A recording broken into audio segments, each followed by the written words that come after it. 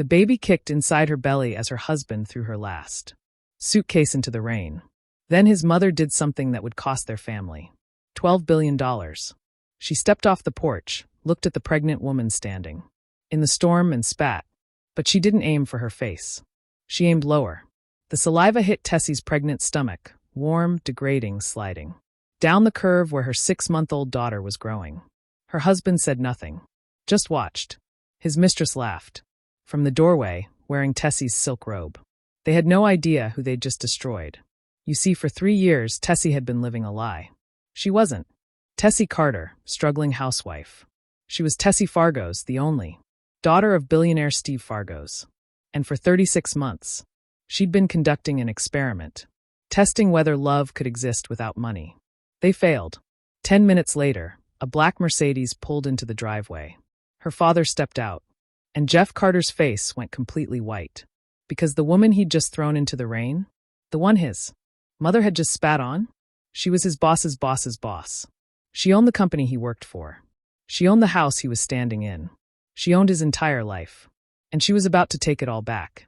What happened next destroyed 3 people forever, led to the most beautiful love story you've ever heard, and proved that karma doesn't just exist. Sometimes it arrives in a Rolls-Royce Phantom Edition. You are here, family. Welcome to Lifetales by Sally. It's clear you love a deep dive. I put dozens of hours into researching these stories. If you're listening right now, help me prove something wrong. My mother said I wouldn't even reach 100 subscribers, but I believe stories like this deserve to be heard. Help me show her that these tales matter. Please subscribe to Lifetales by Sally, and let's keep breathing life into stories that were never meant to stay silent. Sit back and relax as we dive into the story. Tessie felt the movement inside her, sharp, insistent, as if Sophia somehow knew her mother needed strength for what was coming. Then Jeff's hand closed around the handle of her suitcase, and he hurled it off the porch into the storm. The suitcase exploded on impact. Clothes erupted across the driveway like casualties of war. Maternity jeans she'd bought secondhand, the nursing bras she'd been saving for after the birth, the yellow baby blanket she'd been knitting for 3 months. Each item landed in muddy water, soaking through, ruining. Her husband didn't even flinch. "Jeff, please." Tessie's voice was barely audible over the thunder. "Just talk to me. Tell me what I did wrong. Tell me how to fix this." The man she'd married, the man who'd whispered promises in the dark, who'd cried when he felt their daughter kick for the first time, who'd sworn before God and witnesses that he'd love her in sickness and health, looked at her like she was garbage he'd forgotten to take out. "You want to know what you did wrong?" His laugh was acid. "You exist, Tessie. You walk around this house like some pathetic ghost, wearing those ugly clothes, working at that disgusting diner, smelling like grease and desperation. You're an embarrassment." Sophia kicked again. Harder this time. Tessie's hand moved protectively to her belly, and she saw Jeff's eyes follow the movement with something that looked almost like disgust. From inside the house, that laugh echoed out, high-pitched, delighted, cruel. Chloe appeared in the doorway wearing Tessie's silk robe, the one luxury item she'd kept hidden in the back of her closet. The robe her mother had given her, embroidered with her real initials, TF Tessie Fargos. Chloe had no idea what those letters meant. None of them did. "Oh, honey," Chloe cooed, her voice dripping with manufactured sympathy. "Did you really think this would last? Look at yourself." She gestured with her coffee mug, Tessie's favorite mug, the one with the chipped handle. "You're 6 months pregnant, you haven't worn makeup in weeks, and I'm pretty sure those sweatpants are on day 3. What man wants to come home to that?" Tessie had been conducting her experiment for 36 months. She'd documented everything. Every complaint, every criticism, every moment Jeff thought she couldn't hear him. She'd recorded him telling his friends that pregnancy had destroyed her body. She'd saved the texts where he told Chloe that marrying Tessie was the biggest mistake of his life. She'd watched him transform from the charming man who'd pursued her into this stranger who saw her as nothing more than an obstacle to his happiness. But she'd kept hoping, kept testing, kept giving him chances to prove her father wrong about human nature. The baby kicked a 3rd time, and Tessie felt something break inside her chest. Not her heart, that had been fracturing slowly for months. This was different. This was the death of hope. "Think about our baby," she tried one more time, stepping toward the porch. Rain soaked through her worn cardigan within seconds, plastering her hair to her face. "Jeff, you felt her kick. You cried. You said she was our miracle." Doesn't that mean anything? My baby. Jeff's expression twisted into something ugly. You think I want to be shackled to you for the rest of my life because of some kid? Chloe and I have real plans, Tessie. Plans that don't include playing house with someone who can barely keep the lights on. The irony burned. Every light in this house stayed on because of money from Tessie's trust fund, funneled through shell corporations her father had created. Every promotion Jeff had received at Fargo's Industries, a company Tessie's family owned, had been orchestrated by her father's team, desperate to give this marriage every possible advantage. Steve Fargo's had wanted his daughter to be wrong about this experiment. He'd wanted Jeff to prove that decent men existed, that love could transcend wealth. He'd subsidized this relationship for 3 years, hoping Tessie would find what she was searching for. Instead, she'd found this. Another suitcase came flying off the porch. This one contained her books, worn paperbacks she'd collected from thrift stores, each one read and reread during lonely nights when Jeff was working late. The suitcase hit the driveway, popped open, and her books scattered like broken birds. The only mistake I made was marrying you in the first place, Jeff continued, and now there was something almost performative about his cruelty, as if he was showing off for Chloe. But don't worry, my lawyer will handle the divorce. You'll get whatever the law says you deserve. Which, let's be honest, isn't much. You brought nothing to this marriage except problems. Chloe giggled again, pressing herself against Jeff's side. Girl, you should probably start Googling homeless shelters. I hear they take pregnant women, but those beds fill up fast. You might want to get moving. Tessie bent down, trying to salvage what she could. Her hands trembled as she reached for the photo album.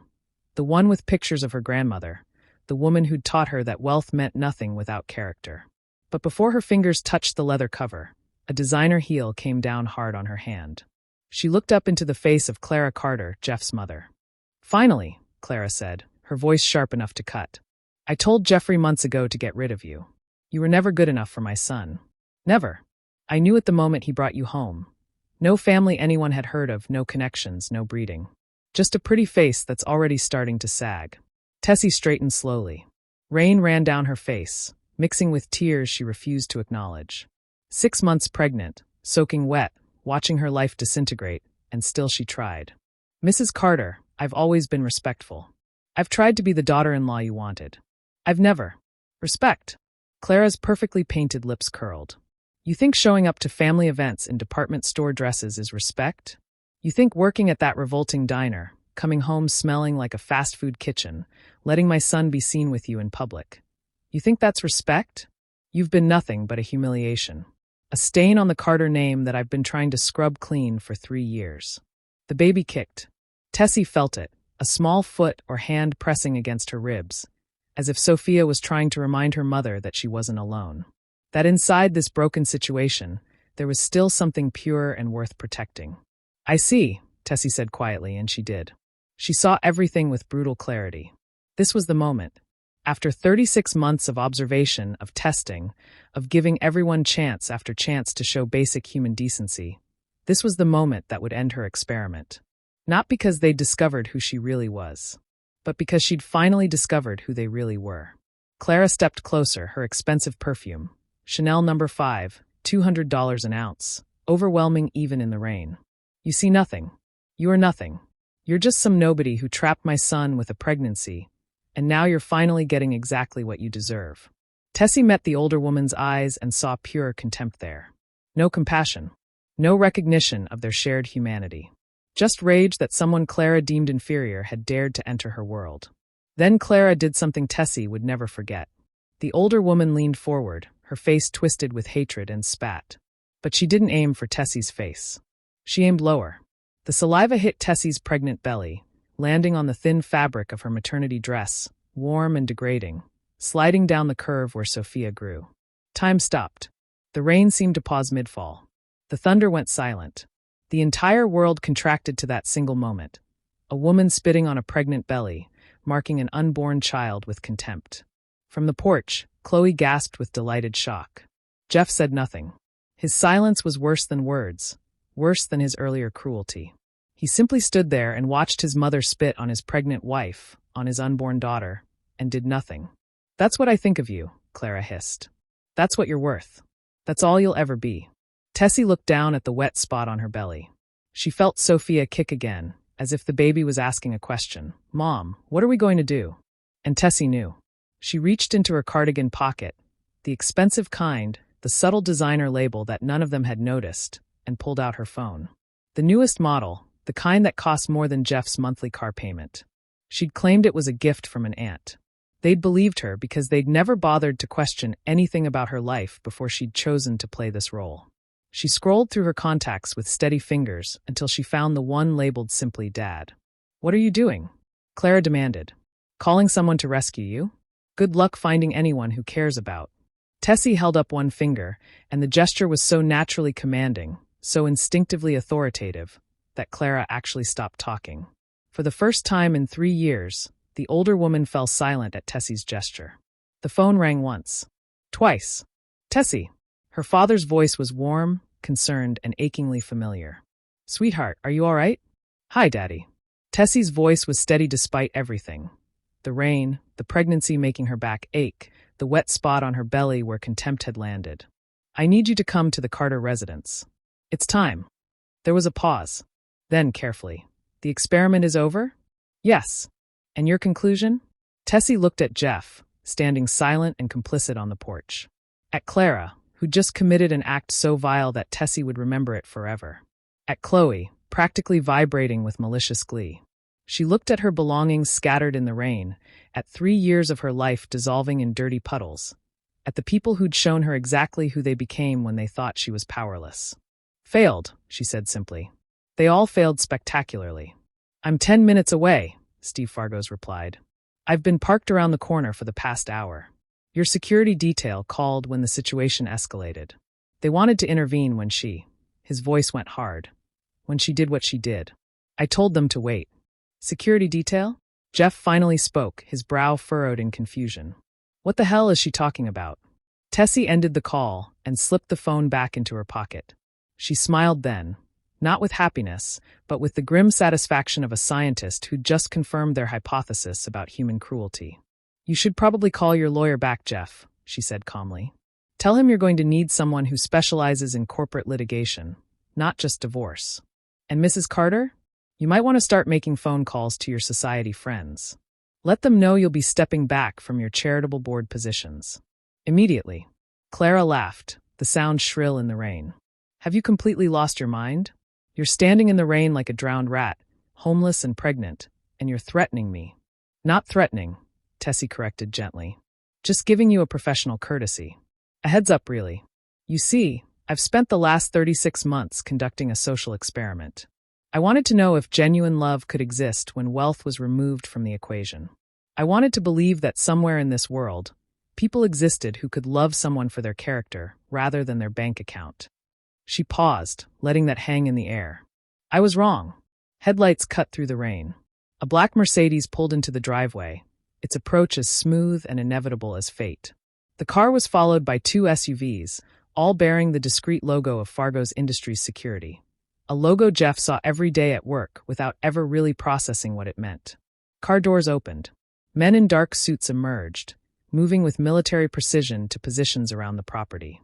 They weren't aggressive, but their presence was absolute. One of them caught Tessie's eye and gave a small nod. She recognized him. Marcus had been on her detail since she was 16. He'd watched this entire scene unfold, and his jaw was tight with barely controlled anger. From the Mercedes, a tall man in an impeccable charcoal suit stepped out, umbrella already open. Steve Fargos surveyed the scene with the cold assessment of someone who'd built a billion-dollar empire from nothing and hadn't done it by suffering fools gladly. His eyes took in everything, his daughter, soaking wet and pregnant. The wet spot on her belly where someone had dared to spit. The scattered belongings. The 3 people on the porch who were beginning to understand that they'd made a catastrophic mistake. Jeff's face went white. "Mr. Fargos?" "Sir, I don't understand. What are you doing at my house?" Steve ignored him, walking straight to his daughter. He held the umbrella over her head with one hand and wrapped his other arm around her shoulders, pulling her close. His jaw was so tight Tessie could see the muscle jumping. "Did she spit on your stomach?" he asked quietly. "Yes. Do you want me to handle this, or do you want to?" Tessie leaned into her father's strength, allowing herself, for the first time in 3 years, to be his daughter instead of a woman conducting an experiment. You handle it, Daddy. I'm tired. I've got you, baby girl. Steve kissed the top of her head, then turned to face the three people on the porch. His expression could have frozen the rain itself. Mr. Fargos, Jeff stammered, stepping forward. Sir, there's been some kind of misunderstanding. I don't know why you're here, but I can explain. Shut up. Steve's voice was quiet, but it carried the weight of absolute authority. You're going to stand there, you're going to listen, and you're going to understand exactly how thoroughly you've destroyed your life in the past hour. And when I'm done, you're going to realize that karma isn't just real. It's standing in your driveway holding an umbrella over the woman you just threw away. Clara found her voice, though it shook slightly. Now see here, you can't just come to our property and… Mrs. Carter. Steve turned his gaze to her, and she actually took a step back. Do you know who my daughter is? Your daughter? Clara's eyes widened, darting between Steve and Tessie. The color began draining from her face. Tessie Fargos, Steve said, each word deliberate and devastating. My only child. The sole heir to Fargos Industries, Fargos International Holdings, and approximately $12 billion in assets. The woman whose pregnant belly you just spat on is worth more than everyone in your social circle combined. And she's worth infinitely more than that in ways your small, status-obsessed mind could never comprehend. The silence that followed was broken only by the rain and Clara's sharp intake of breath. Tessie watched the moment of realization hit them. Watched Jeff's face cycle through confusion, shock, disbelief, and then horrified understanding. Watched Chloe's coffee mug slip from her fingers and shatter on the porch. Watched Clara grab the railing as if she might faint. Oh God, Jeff whispered. Oh my God. Tessie, you're the Fargos' daughter? The Billionaires. The woman you've been married to for 3 years, Steve finished coldly. The woman you just called dead weight. The woman carrying your child, who you threw into the rain like garbage. Yes, Jeffrey. That's my daughter. And you just made the biggest mistake of your pathetic life. Steve Fargos didn't raise his voice. He didn't need to. 30 years of building an empire had taught him that true power whispered while weakness screamed. For the past 36 months, he began, his arms still protectively around Tessie's shoulders, my daughter has been living a lie. Not because she wanted to deceive you, but because she wanted to believe in something I told her didn't exist. Love without transaction. Love without calculation. Love that saw her as a person rather than a bank account. He paused, letting rain fill the silence. I disagreed with this experiment from the beginning. I told her that people reveal their true nature when they believe there's nothing to gain. But Tessie inherited her mother's optimism along with her eyes. She insisted on trying. So I agreed on one condition. Steve's gaze moved to each person on the porch, cataloging their fear. That I could monitor everything. Every conversation. Every complaint. Every moment you thought no one was watching. Jeff's face went from white to gray. You've been watching? Do you remember 6 months into your marriage, Jeffrey, when you received that unexpected promotion? Steve's tone was conversational, almost friendly. It made the words more devastating. Regional manager, $40,000 raise, corner office. You celebrated by taking Chloe to dinner, while my daughter worked a double shift at the diner. You told your friends that night that the promotion proved you were finally being recognized for your real worth. Jeff opened his mouth, closed it. Your real worth, Steve continued, based on qualifications and actual performance, is approximately $65,000 per year. Maybe 70 in a good year. Every dollar above that has been a gift from me to my daughter, subsidizing her desperate hope that you might prove to be a decent human being. That's not, Jeff started. I have the performance reviews, Steve cut him off. I have your supervisor's actual recommendations, before they were overridden by my executive team. I have documentation of every mistake you've made, every deadline you've missed, every time you blamed your failures on others. Shall I continue? The rain seemed to fall harder. The house you're standing in? Steve gestured casually at the modest 2-story home. Mortgage held by Fargos Financial Services. The loan was approved based on falsified income statements. Falsified by my team, at my daughter's request, because she wanted you to feel successful. The down payment came from a shell corporation I created specifically for this purpose. You've been living in my charity for 3 years and calling it your achievement. Chloe made a small sound in her throat. Jeff's hand, which had been resting on her waist, dropped to his side. But here's what really interests me, Steve said, and now his voice dropped to something dangerous. The affair with Miss Reynolds. When did that actually start, Jeffrey? We. Jeff stammered. Let me help you. Steve pulled out his phone, tapped the screen. February 14th, 3 years ago. Valentine's Day. The day before your wedding to my daughter. Tessie's entire body went rigid against her father's side.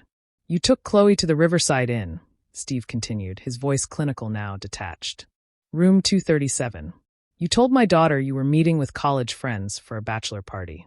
She was at home that night, hand-sewing details onto her wedding dress, because she wanted everything to be perfect for you.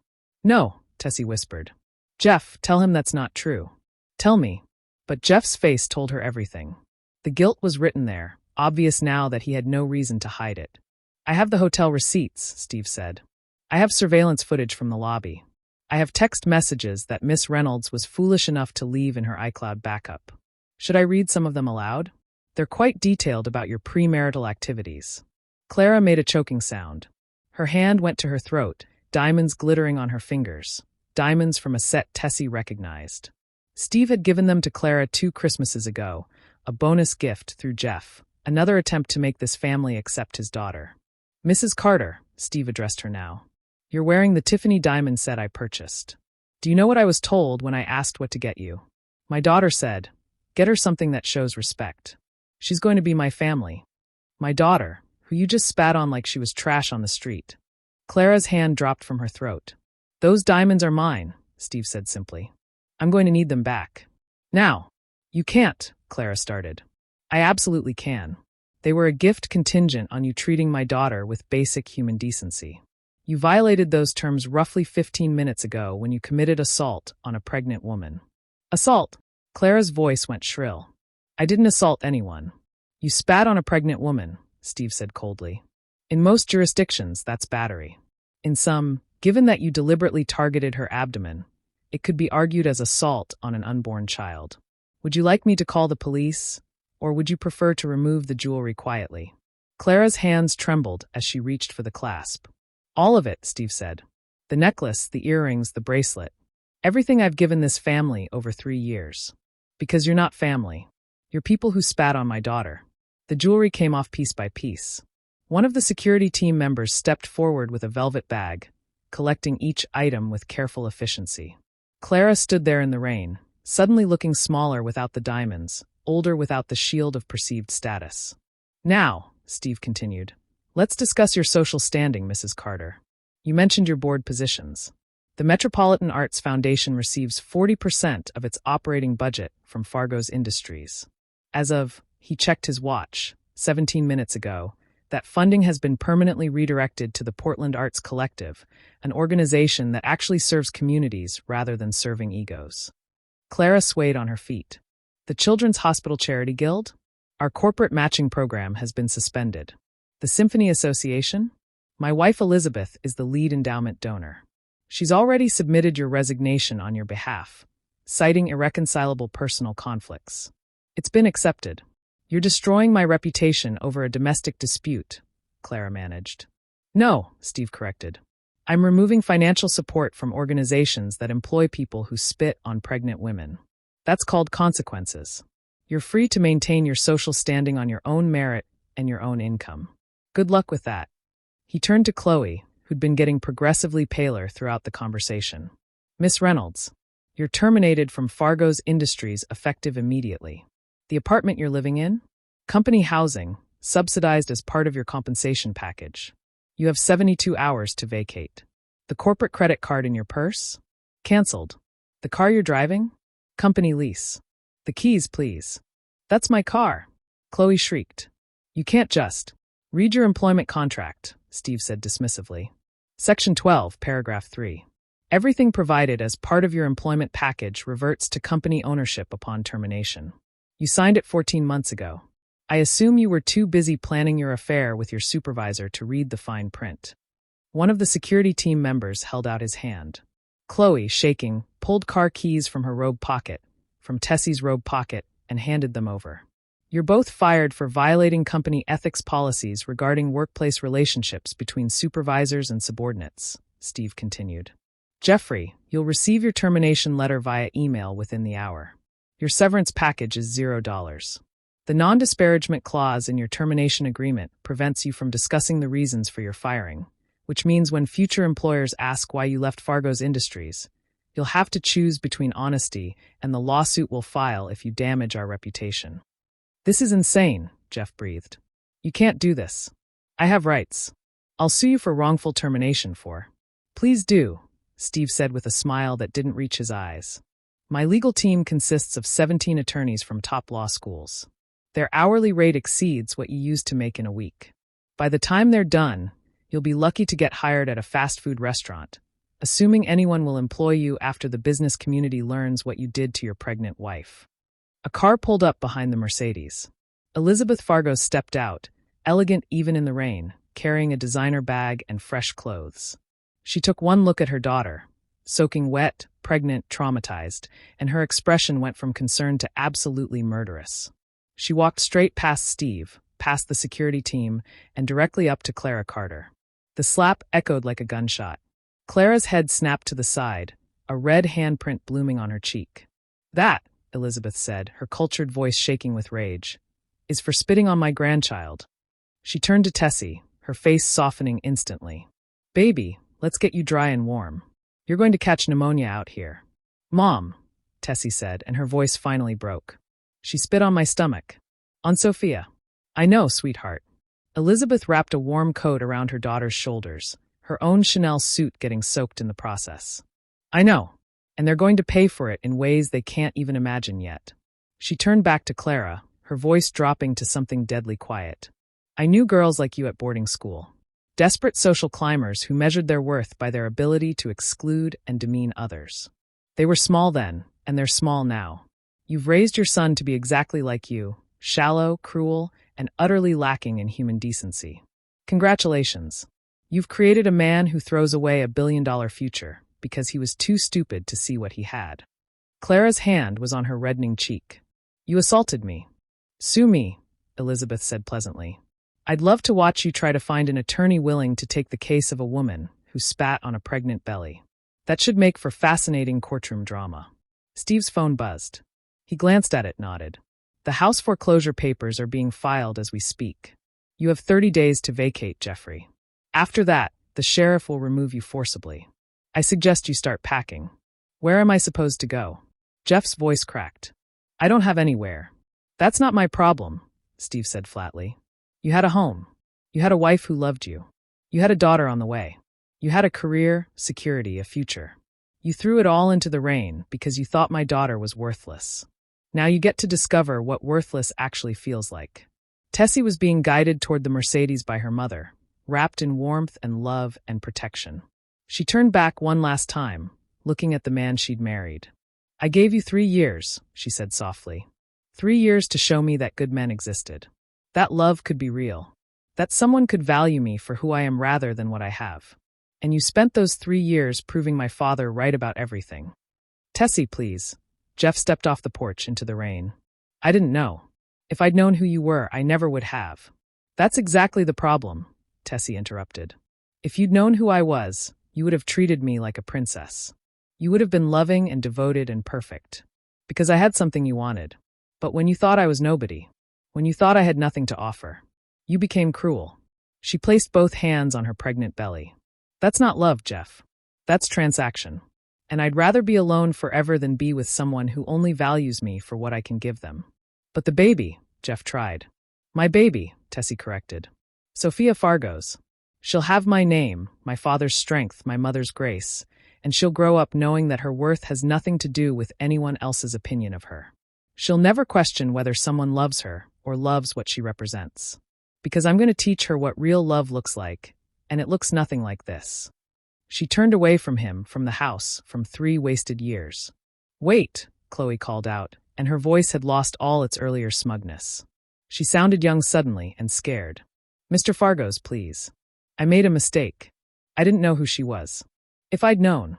You didn't know, so you felt entitled to laugh while a pregnant woman was humiliated, Steve finished. That tells me everything I need to know about your character. You're not sorry for what you did. You're sorry that it's going to cost you. He guided Tessie toward the car, his security team moving with them, creating a barrier between his daughter and the wreckage of her first marriage. One more thing, Steve said, pausing at the car door. This house, this neighborhood, this life you've been living? It was all built on my daughter's kindness. She wanted to believe in you.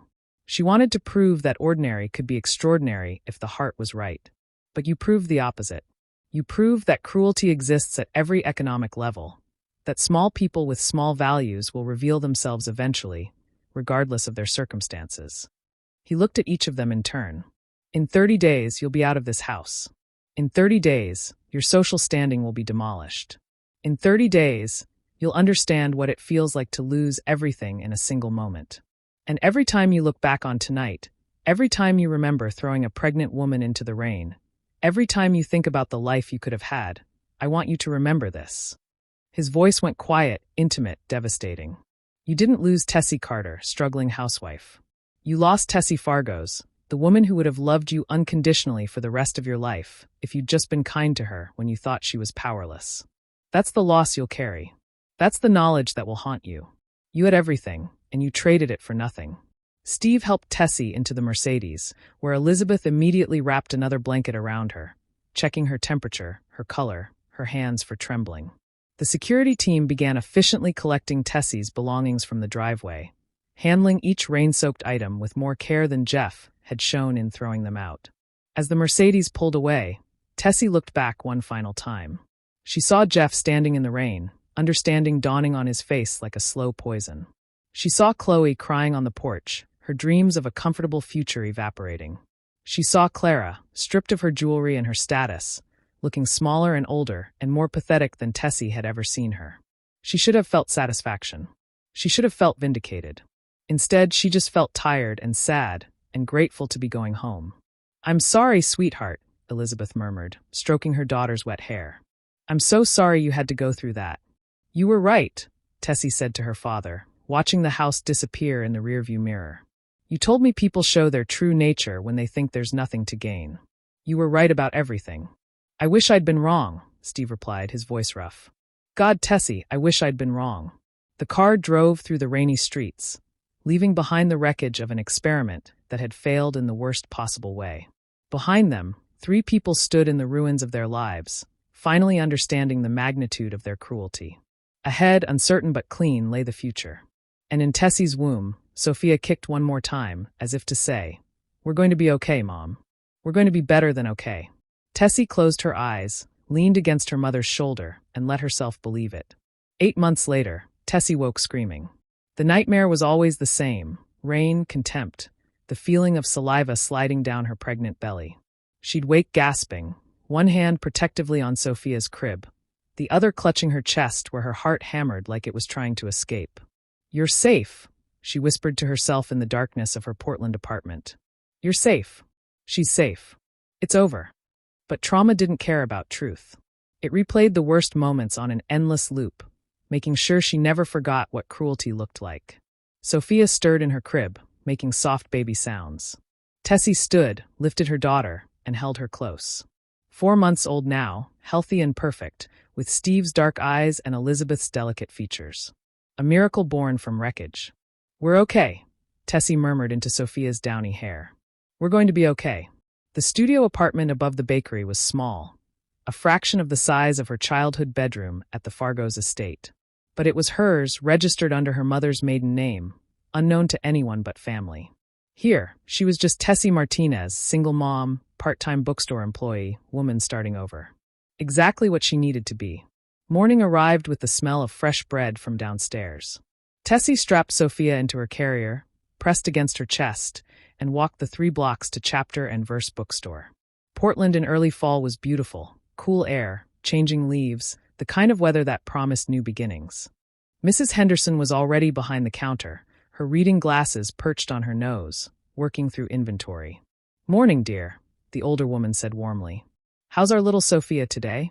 "She slept 4 hours straight," Tessie reported, like this was a military victory. "For whole hours." "Miracle baby," Mrs. Henderson declared. "You look tired, though." "The dreams again." Tessie nodded. She'd told Mrs. Henderson a simplified version of her story. Abusive ex-husband, fresh start, trying to rebuild. The older woman had hired her without hesitation, asking no questions about employment gaps or references. What Tessie didn't know was that Mrs. Henderson had known exactly who she was from day one.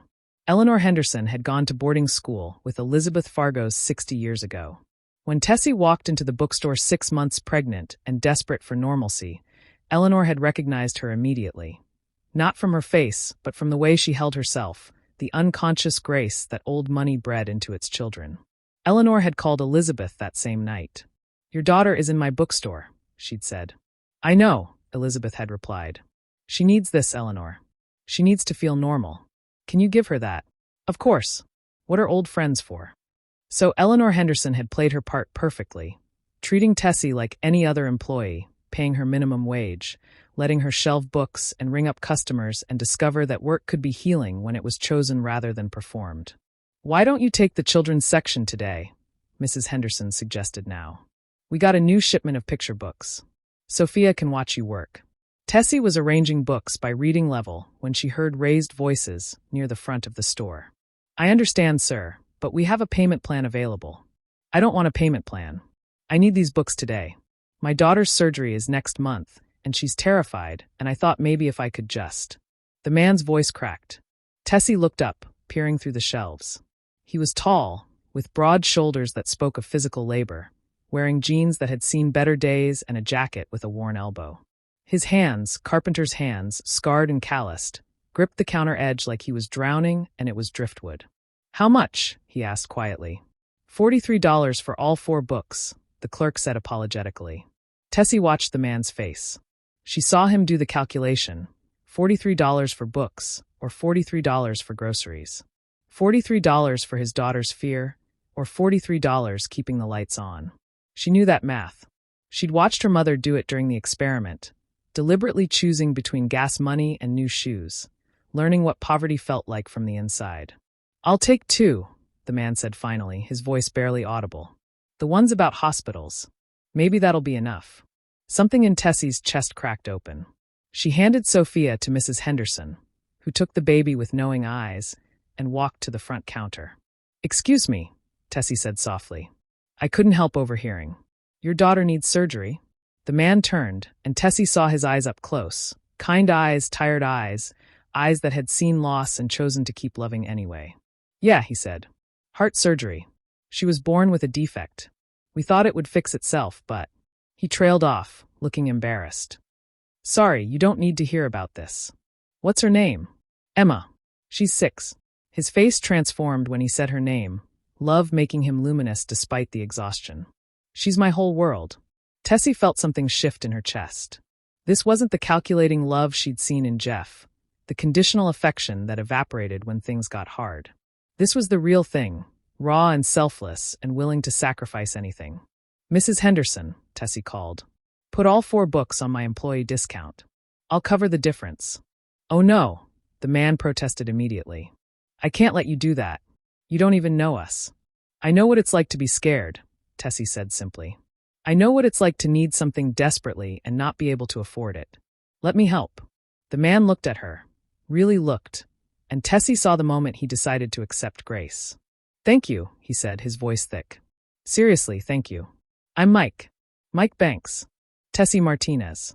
She shook his hand, noting again the calluses, the strength, the gentleness despite the power in those fingers. "I do carpentry," Mike offered, like he needed to explain himself. "Custom furniture, home renovations. Business has been slow lately, and with Emma's surgery costs." He shook his head. "I'll pay you back. I swear. Just give me your information and I'll—" "Don't worry about it," Tessie interrupted. "Just take care of Emma." Mike's eyes went bright with unshed tears. He nodded, unable to speak, and gathered his books like they were treasure. After he left, Mrs. Henderson handed Sophia back with a knowing smile. "That was kind of you." "He reminded me of something," Tessie said softly, watching Mike walk away through the bookstore window. "What's that?" "That good men exist. They're just rare." That evening, Tessie researched. Mike Banks' Carpentry had a simple website showcasing beautiful handcrafted work. Tables with flowing wood grain, chairs that looked like art, cabinets built with such precision they seemed to float. His reviews were unanimous. Talented, honest, fair, went above and beyond. Then she found the GoFundMe. Created by a neighbor, it told Emma's story. Born with a congenital heart defect. Mother died of cancer when Emma was 2. Father raising her alone, working constantly, unable to afford insurance. Surgery needed urgently. Goal, $75,000. Raised so far, $8,300. Tessie read every update, saw photos of a bright-eyed little girl with dark curls and her father's smile. Read testimonials from neighbors about Mike's pride, how he'd initially refused help, how the community had insisted because Emma deserved every chance. She thought about Jeff, who'd had everything and chosen cruelty. She thought about Mike, who had so little and chose kindness anyway. Then she logged into one of her Shell Corporation accounts and made an anonymous donation, $66,700. Enough to fully fund the surgery with a buffer for recovery expenses. The donation processed. Tessie closed her laptop, checked on sleeping Sophia, and felt something warm settle in her chest. Not healing. She wasn't naive enough to think one good deed would erase the trauma. But maybe the beginning of healing. Maybe the start of believing again. 3 days later, Mike walked back into the bookstore carrying a small wooden box. "I made this for you," he said, setting it on the counter where Tessie was working. "I know you said not to pay you back, but I can't just accept charity. This is what I do, I build things. So I built you something." Tessie opened the box. Inside was a perfect miniature bookshelf, each shelf precisely measured, the wood grain flowing like water. On the bottom shelf, carved with incredible delicacy, were the words, "For kindness given when needed most." "It's for Sophia," Mike explained. "When she's older. For her first books. I figured everyone should have a place for their first books." Tessie's eyes burned. "It's beautiful." Something else happened, Mike said, and now he was crying openly, not bothering to hide it. Someone, I don't know who, donated enough to fully fund Emma's surgery. Anonymously. Through the GoFundMe. I've been trying to figure out who it was, to thank them, but whoever it was made sure I couldn't trace it. He wiped his eyes roughly. "I don't believe in coincidences," Mike continued. "You helped me with the books. 3 days later, Emma's surgery is funded. I don't know if you had anything to do with it, but I needed you to know, people like you, people who see someone struggling and just help without expecting anything back. You're why I still believe the world is good." Tessie wanted to confess. Wanted to tell him yes, it was her, that she had billions of dollars and could solve problems like his with a phone call. But she'd learned from the experiment with Jeff that truth revealed too early changed everything. "I'm glad Emma's going to get her surgery," Tessie said carefully. "That's what matters."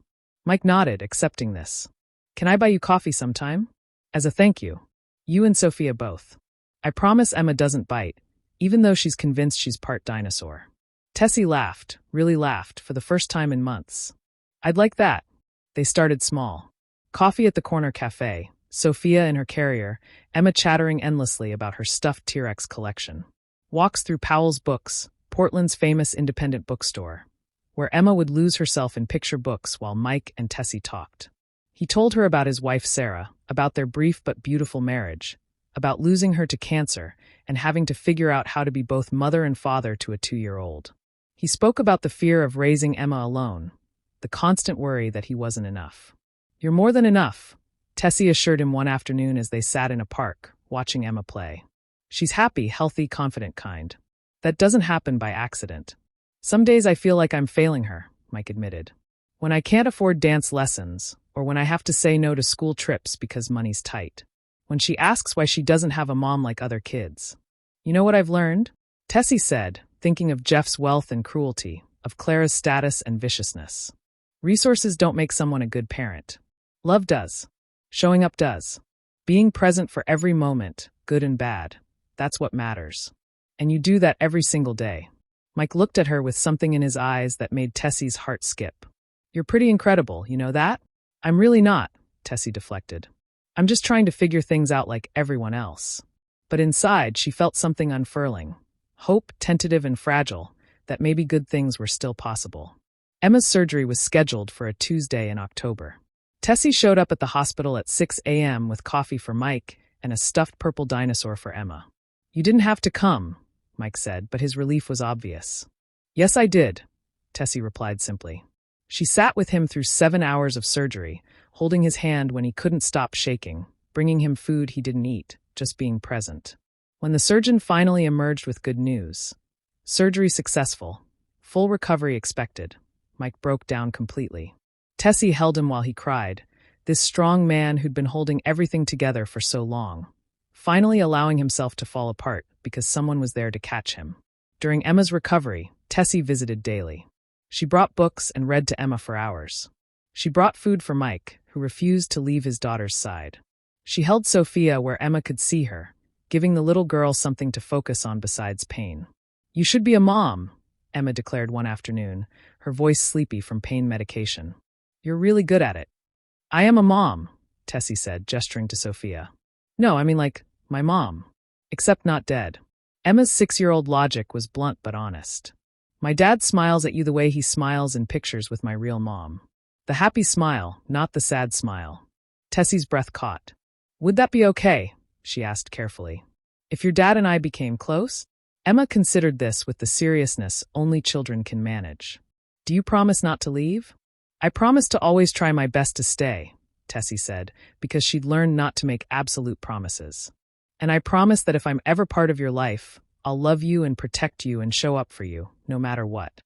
"Okay then," Emma decided. "You can date my dad. But he has to ask you properly. With flowers. That's how it works."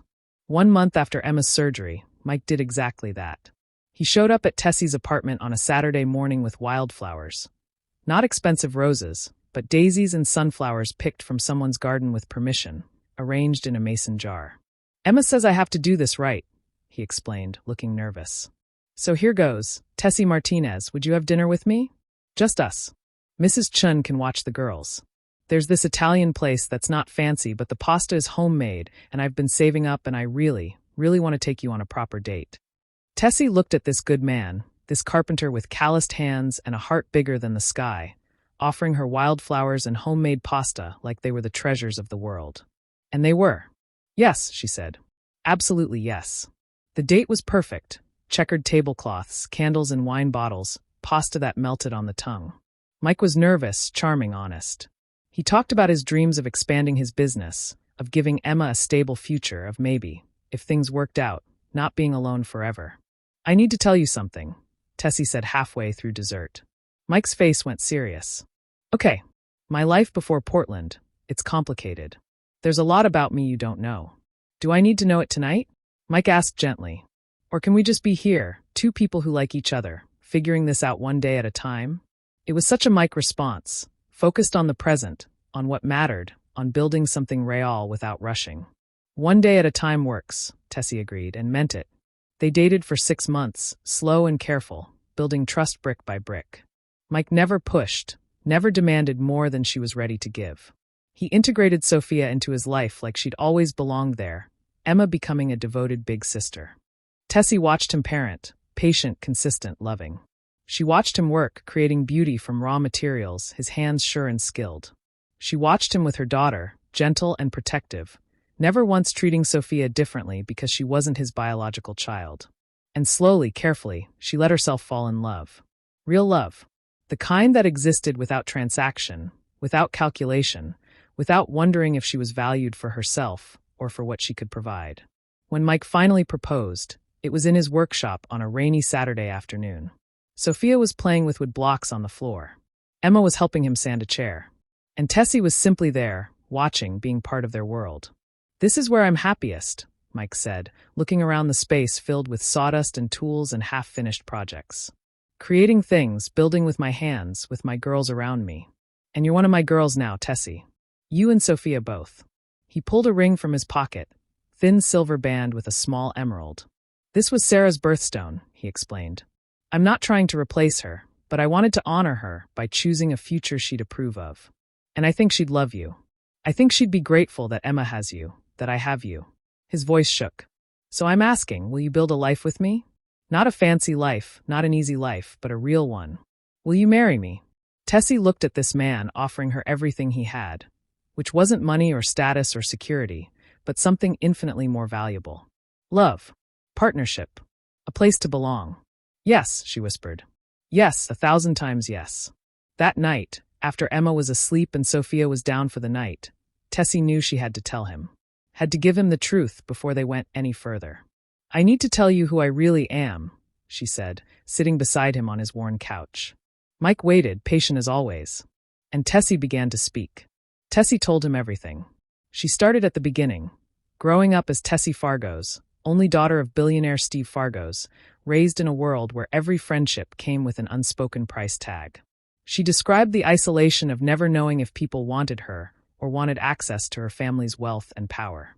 The way potential friends would transform once they learned her last name, suddenly interested in her opinions, her time, her connections. "I was so lonely," she said quietly, her hands clasped in her lap. Surrounded by people but completely alone. She told him about meeting Jeff at a charity gala, about how he'd seemed different, genuine, unimpressed by wealth, focused on building something meaningful. How she'd fallen for the illusion of a man who wanted her for herself. "So I created the experiment," Tessie continued, her voice steady despite the pain of remembering. "I became Tessie Carter, nobody from nowhere. I lived modestly, worked minimum wage jobs, hid every trace of my real identity. For 3 years, I tested Jeff and his family.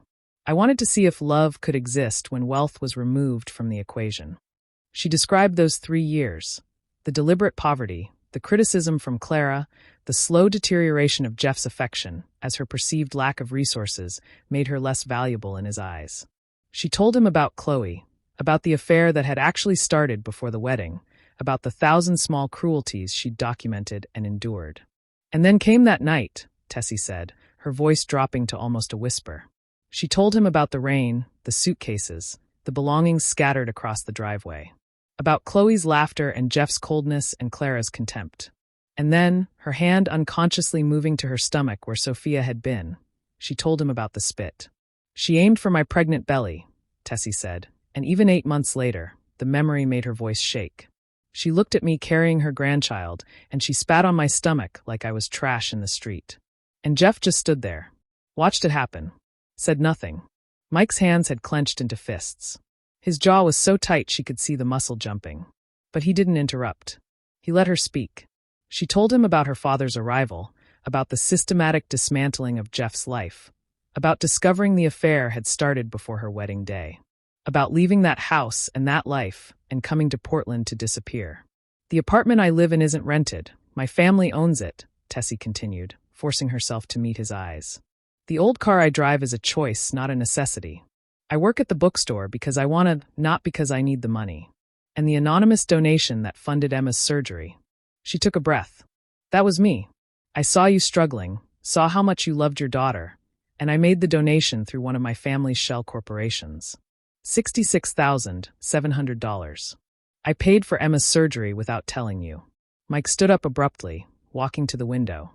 His back was rigid, his hands gripping the window frame. The silence stretched between them, heavy and sharp. "Say something," Tessie finally whispered. "Please. How much are you worth?" His voice was carefully controlled, but she could hear the emotion beneath it. "Personally, about 12 billion. When my parents eventually pass, significantly more." Mike's laugh was bitter. 12 billion. Jesus Christ, Tessie. He turned to face her, and the hurt in his eyes cut deeper than any of Clara's cruelty ever had. "I proposed to you today," he said quietly. "I offered you this life, my workshop, my tiny house, my secondhand furniture. I was planning to work extra jobs to save up for a honeymoon, to buy you a better ring someday, to give you the life I thought you deserved. And the whole time, you could have bought and sold everything I own without even noticing the money was gone. Mike, I stood in that bookstore and accepted your help with Emma's books like charity," he continued, his voice rising slightly. "I was grateful, Tessie. Grateful that someone was kind enough to help a struggling single dad. And you were slumming it, playing at poverty while sitting on billions." "That's not fair," Tessie said, standing now too. "I wasn't playing at anything. I was trying to heal, trying to figure out if genuine connection was even possible for someone like me." "Someone like you," Mike repeated. "You mean someone who lies about who they are? Someone who tests people without their knowledge? Someone who pays for my daughter's life-saving surgery and then looks me in the eye every day without saying a word." The accusation stung because it was true. "You're right," Tessie said, her voice cracking. "I should have told you before I made the donation. I should have been honest from the start. But Mike, I was terrified. After Jeff, after seeing how money corrupted everything, I didn't know if anyone could love me without the wealth getting in the way. So you lied to me instead?" Mike's hands were shaking. "You let me fall in love with someone who doesn't even exist? Tessie Martinez, struggling single mom, she's fiction. A character you created." "No," Tessie insisted. Everything about me is real except my bank account. The way I feel about you, about Emma, about building a life together, that's all real. The money doesn't change who I am. It changes everything, Mike shot back. My friends will think I'm a gold digger who got lucky. My family will wonder what you see in a carpenter when you could have anyone. And Emma, his voice broke. What do I tell Emma? That her new stepmom has been secretly rich this whole time while I've been struggling to afford her basic medical care. You tell her the truth, Tessie said desperately. That I'm the same person she's known. That I read her stories in the hospital, that I care about her. That the money is just numbers in an account that don't change how I feel about her or you. Mike shook his head, pacing now. You paid for my daughter's surgery, Tessie. You made a decision about Emma's health, about our lives, without giving me any say. That's not partnership. That's you playing God because you have the resources to do it. The words hit hard because they echoed her father's warnings about the experiment with Jeff, that power imbalances corrupted relationships, created resentment, made equality impossible. You're right, Tessie admitted, sinking back onto the couch. I made the same mistakes I accused Jeff of making. I kept secrets. I manipulated the situation. I prioritized protecting myself over respecting your right to make your own choices. She looked up at him, tears streaming down her face now. After what happened with Jeff, I was broken. I didn't trust myself, didn't trust my judgment about people. So I hid who I was and I tested you, not deliberately like with Jeff, but I was still testing, watching to see if you'd be different, if you'd show me that good men actually existed. And, Mike asked quietly, you're the best man I've ever known, Tessie said simply. You love your daughter so completely that you were willing to go into debt for her surgery. You work yourself to exhaustion to give her a good life. You welcomed Sophia and me into your world without hesitation. You've never asked me for anything except my company. You're kind and honest and real in a way I'd forgotten was possible. She wiped her eyes. But you're also right that I hurt you. I took away your choice by hiding the truth. And if you need to walk away from this, from me, I'll understand. I won't use my resources to try to change your mind or manipulate the situation. Your decision is yours, and I'll respect it. Mike was quiet for a long moment, his back to her, staring out the window at the Portland night. I need time, he finally said. I need to process this. Figure out what it means, how I feel about it. Take all the time you need, Tessie said. But I need you to answer one question honestly. Mike turned to face her. If I say I can't do this, if I say the wealth gap is too big, the dishonesty too painful, the complications too much, will you accept that? Or will you use your billions to somehow engineer a situation where I change my mind? Tessie met his eyes. I'll accept it. I promise you, Mike. If you walk away, I'll let you go. No manipulation. No grand gestures. No using money to solve a problem that money created. He nodded slowly. Okay, give me a week. That week was the longest of Tessie's life. She went through the motions, caring for Sophia, working at the bookstore, existing in the small life she'd built. But everything felt hollow, temporary, like a dream she was about to wake from. Mrs. Henderson watched her with knowing eyes. You told him, the older woman said on the third day. Tessie looked up sharply. You knew. I went to school with your mother, Eleanor Henderson said gently. I've known who you were from the moment you walked into my store. Elizabeth asked me to let you have this, a normal job, normal treatment, a chance to be ordinary. I was happy to help. Tessie felt tears prick her eyes. Does everyone know? Have I just been fooling myself this whole time? No, Eleanor assured her. Most people see exactly what you show them, a single mom starting over.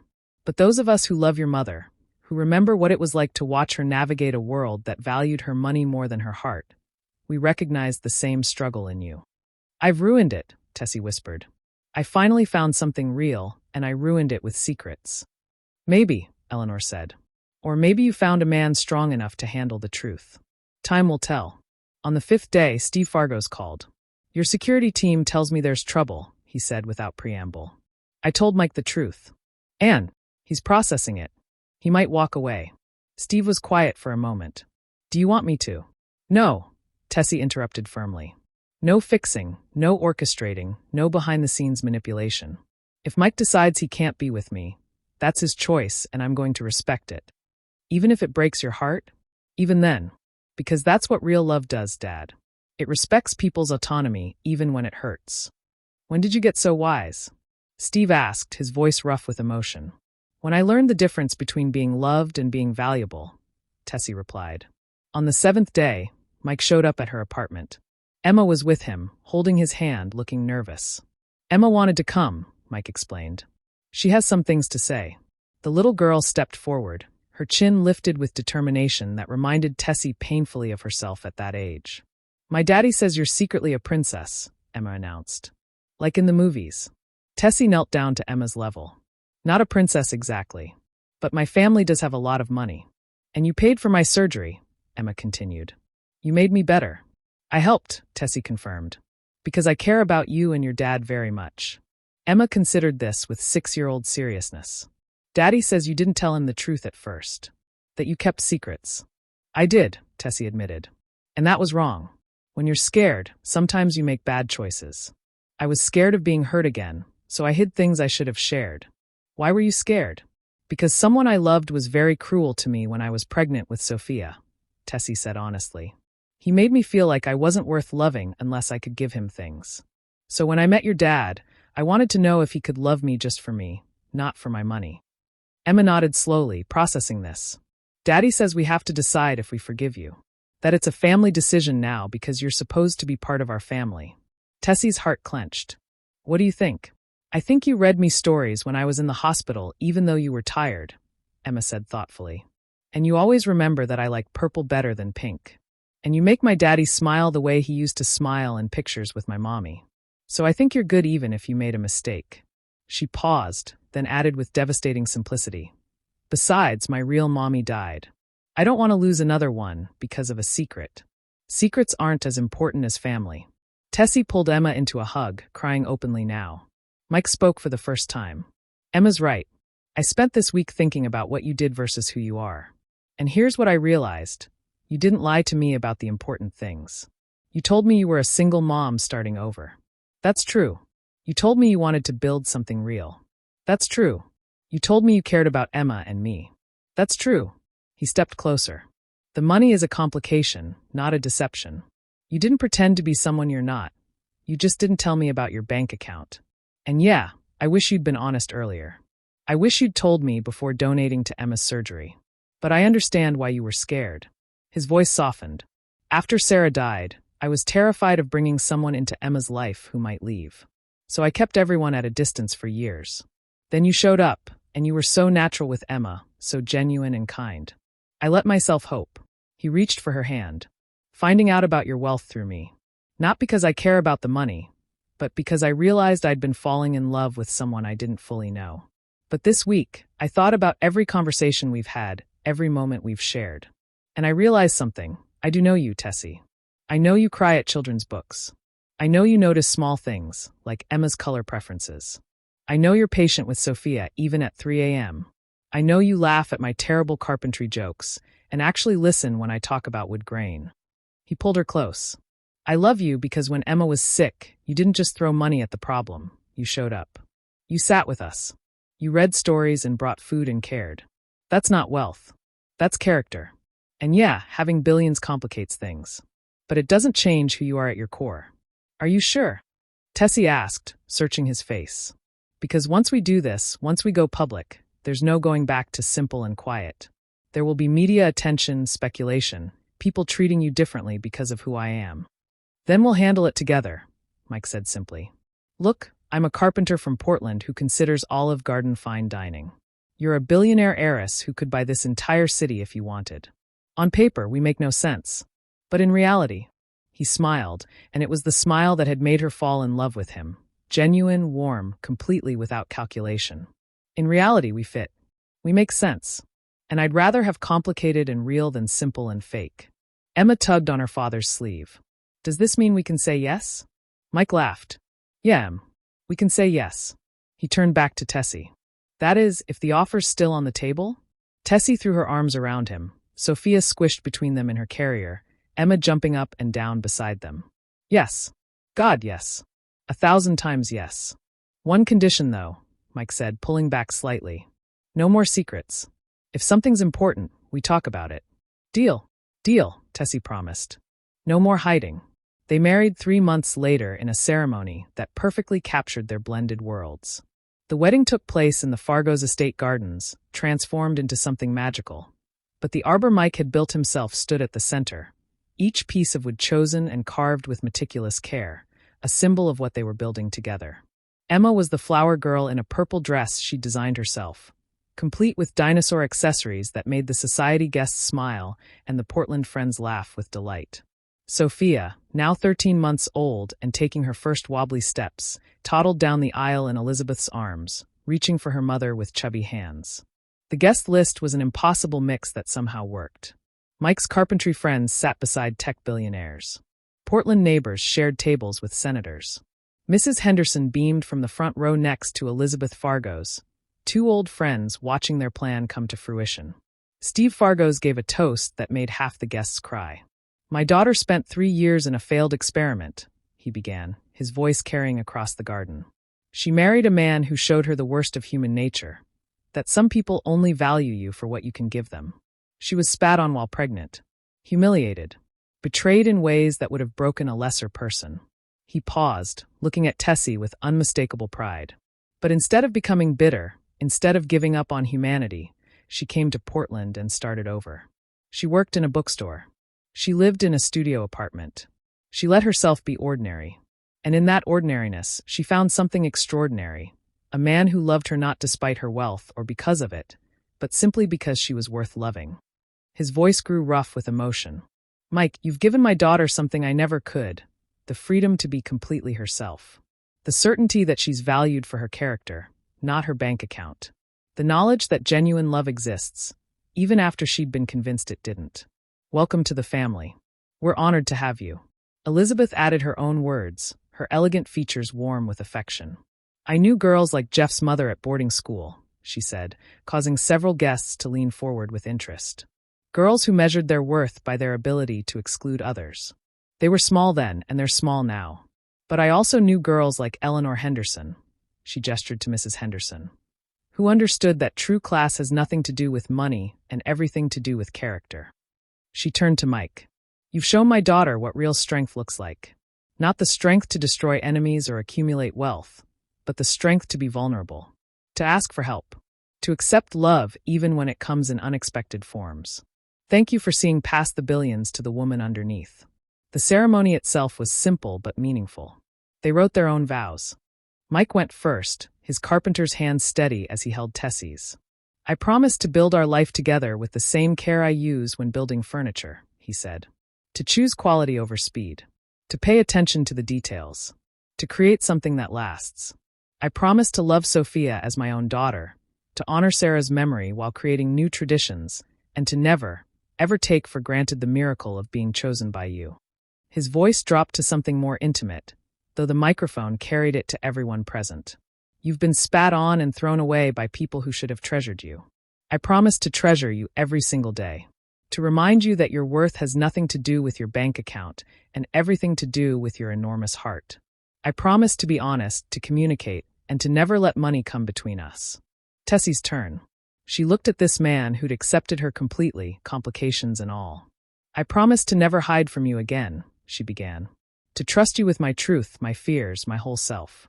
I promise to use the resources I have to build rather than to test, to help rather than to manipulate, to create opportunities rather than obstacles." She glanced at Emma, who was watching with rapt attention. "I promise to love Emma as fiercely as I love Sophia. To show up for school plays and homework struggles. To remember that purple is superior to pink and that dinosaurs are always relevant. To be the mother she deserves, not perfect but present." Her eyes returned to Mike. "I promise to respect the life you've built through your own strength. To never make you feel less than because you're not a billionaire. To celebrate what you create with your hands and your heart. And I promise that when things get hard, because they will, I won't run. I'll stay. I'll fight for us. I'll choose you every single day."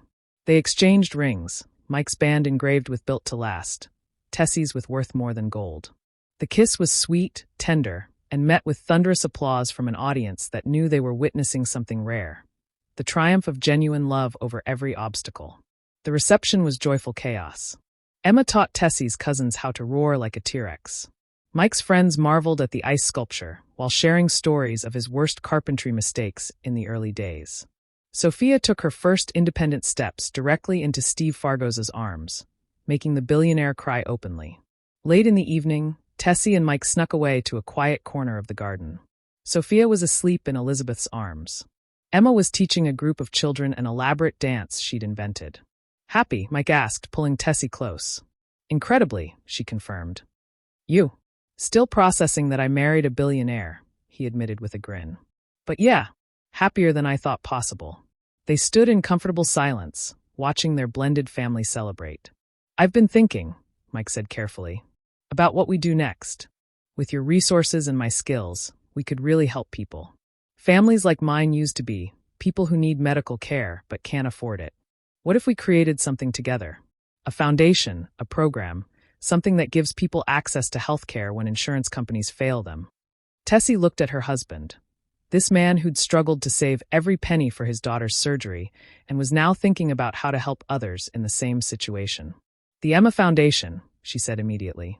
Healthcare access for uninsured families.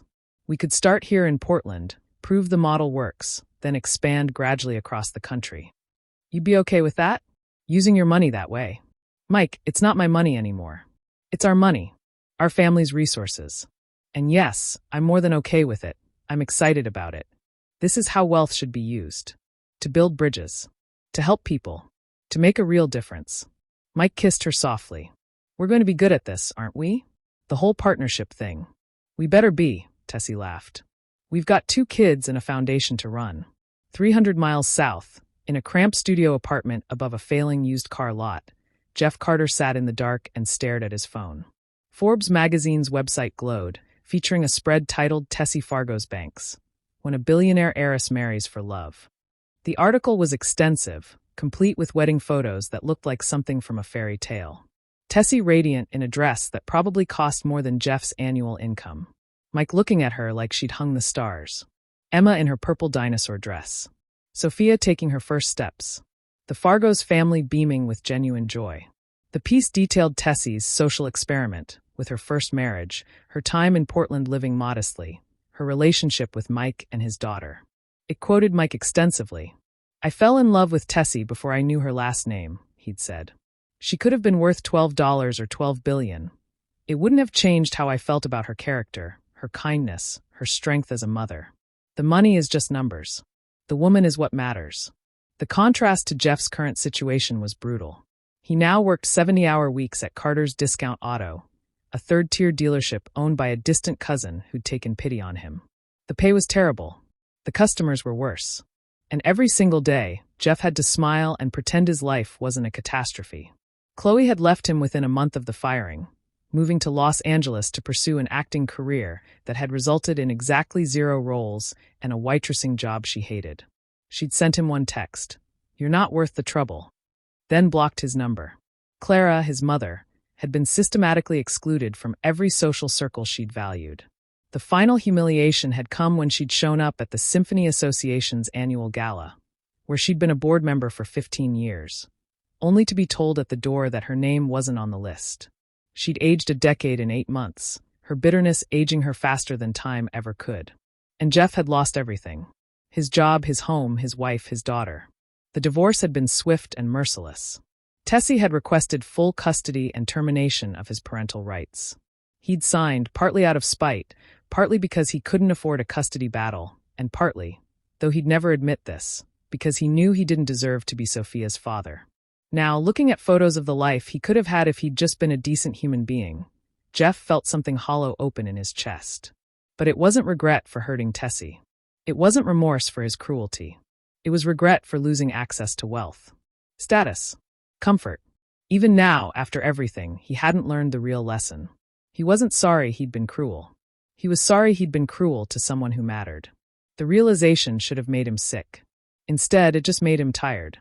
He closed the Forbes article, turned off his phone, and sat in the darkness of his small apartment. Outside, Portland lived and breathed and moved forward. Somewhere in that city, Tessie was dancing at her wedding reception, surrounded by love and family and a future bright with possibility. And Jeff was here, alone, finally understanding what worthless actually meant. Back at the Fargos estate, the celebration continued into the night. Tessie and Mike had changed into comfortable clothes and were lying in the guest cottage, Sophia asleep in a crib beside them, Emma sprawled across the foot of their bed after insisting she needed to be part of the sleepover. "Tell me something," Mike said softly, running his fingers through Tessie's hair. "Do you ever regret the experiment with Jeff? The 3 years you spent testing him?" Tessie considered this carefully. "I regret that I was hurt. I regret that Sophia will grow up knowing her biological father chose cruelty over kindness. But I don't regret the experiment itself." "Why not?" "Because it taught me something essential, that wealth doesn't corrupt people. It reveals them. Jeff wasn't cruel because I had money or didn't have money. He was cruel because when he thought I was powerless, he felt free to show his true nature.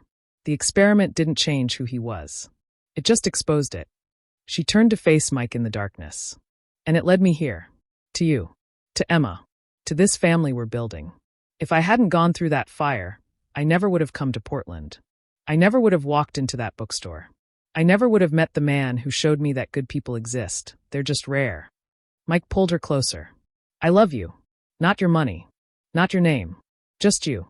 "I know," Tessie said, and the certainty in her voice was new, hard-earned, precious. "I finally know." Somewhere in the room, Sophia made a soft baby sound. Emma mumbled something about purple dinosaurs in her sleep.